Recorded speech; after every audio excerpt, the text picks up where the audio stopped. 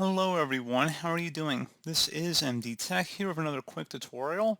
In today's tutorial, I'm going to show you guys how to resolve if WordPad or Notepad is missing and not available on your Windows 10 or Windows 11 computer. So this should hopefully be a pretty straightforward process, and without further ado, let's go ahead and jump right into it. So the first thing you want to do is open up the search menu, type in optional. Best result should come back with optional features. Go ahead and open that up.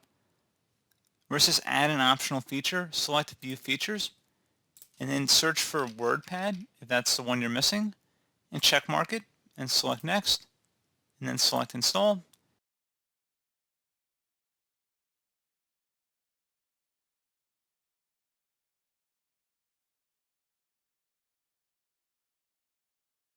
So while this one's downloading, if you select view features and you want to search for Notepad, it should say Notepad system. Click inside the little box here, and then select next, install, and you can see they're both installing concurrently, and the WordPad has finished.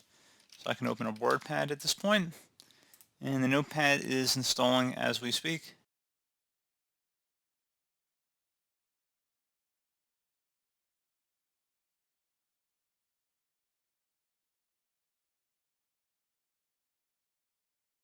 And once that's done, close out of here. And you should be able to see we have Notepad in here as well. Pretty straightforward process, guys. Do hope I was able to help you out, and I do look forward to catching you all in the next tutorial. Goodbye.